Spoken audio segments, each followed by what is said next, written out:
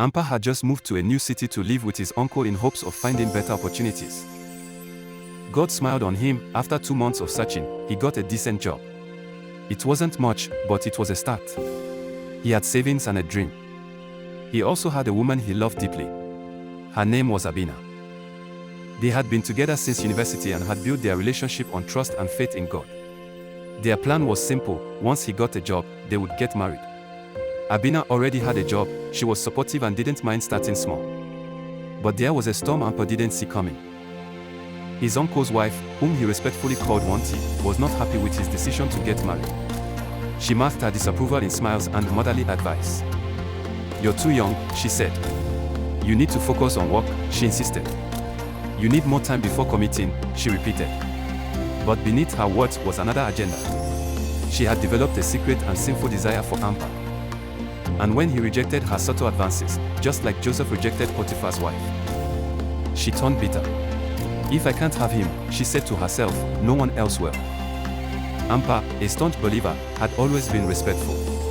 He loved his uncle and would never do anything to dishonor God or his family. Soon, Abina's church requested a letter of introduction from Ampa's local church to proceed with marriage plans. Ampa was elated. This was the final step to seal up their wedding date. His pastor, Pastor Nate, agreed to give him the letter and told him to stop by the office to collect it.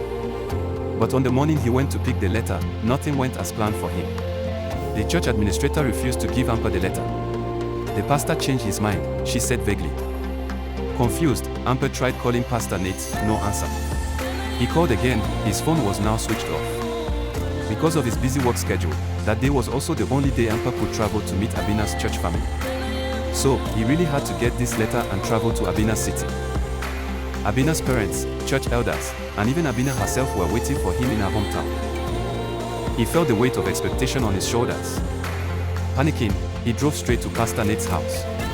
When his pastor finally opened the door, Ampa was stunned by his coldness. "How may I help you?" Pastor Nate asked flatly. "Sir, please, may I come in?" Pastor Nate hesitated, then motioned him in. Ampa sat nervously. "I came for the letter, sir. You said it would be ready." To Ampa's shock, Pastor Nate folded his arms and said sternly, "Why should we give you a letter of recommendation? You're always traveling. Who's to say you're not living a double life, one woman here, another there?" Ampa's mouth fell open. "What? Sir, what are you saying?" Pastor Nate continued, "Even your family is disappointed in you. Is Abina pregnant? Why the rush to marry?" Ampas felt his heart sink. He had never been so falsely accused. Just as he was about to defend himself angrily, a voice whispered in his spirit, "A soft answer turns away wrath, but a harsh word stirs up anger." Proverbs 15 verse 1. He breathed deeply and replied, "Sir, thank you for letting me in. But I'm truly confused by what you're saying. I can assure you, I'm not living a double life. Abina is not pregnant. We simply want to honor our promise and build a home together. I've not done anything immoral. I love God, and I've tried to live with integrity. If I've ever given a wrong impression, I'm truly sorry. But may I ask, who told you these things about me?" Pastor Nate sighed. "Your uncle's wife called me last night." At that moment, it all made sense. The whispers, the resistance, the phone switch off. Ampua's heart broke. He remembered how she'd prayed loudly for him that very morning, laying hands on his shoulder and saying, "May God go with you." Meanwhile, she had gone behind him to destroy his name. Still composed, Ampa said, "I don't know why she said those things, sir. But I know this, God who sees all hearts will defend the innocent." Pastor Nate looked into Ampa's eyes, unsure of what to believe. But then Ampa added something unexpected. "Sir, can I remind you of something? Do you remember the recent accusation against your daughter, Naomi?" Pastor Nate stiffened. The memory was still fresh. Naomi had been accused of stealing $2,000 from the church office. Church elders had suspended her from the choir. Her father knew she was innocent, but the security footage was mysteriously deleted, and no one could prove anything. Pastor Nate had prayed and fasted, refusing food and water, asking God to vindicate his daughter. And God had answered. Someone had anonymously sent an email with restored security footage showing that it was a visiting youth leader who stole the money.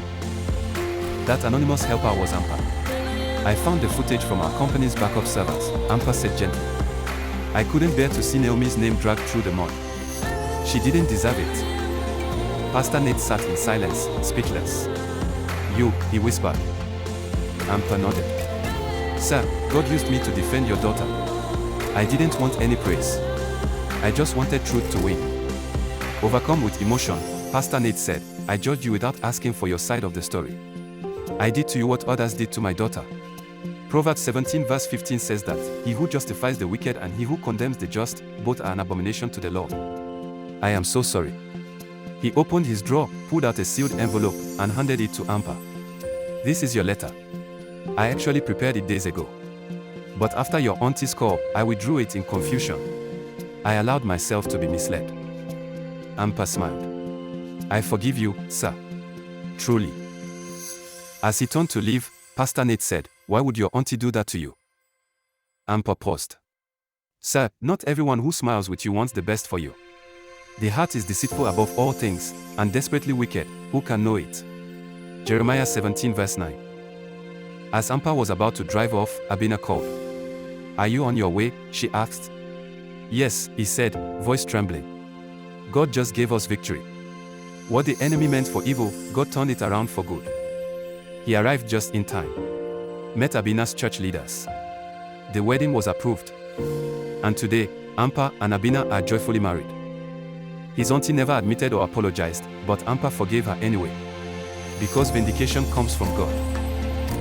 Not every auntie, uncle, or brother or sister in Christ means well. Not every smile is genuine. Not every wish is pure. But by their fruits you shall know them. Matthew 7 verse 16.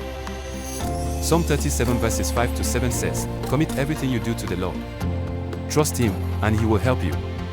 He will make your innocence radiate like the dawn, and the justice of your cause will shine like the noonday sun. Be still in the presence of the Lord, and wait patiently for Him to act. Don't worry about evil people who prosper or fret about their wicked schemes. Have you been falsely accused? Have people plotted against you? Has anyone said lies about you? Commit it to God in prayers and never stop trusting the God who defends the innocent. Thank you for watching. If you have been blessed by this story, please subscribe, like, comment, and share Christian stories with Ehiman Ikenye. You never know who might need it. Let's build a community of faith together.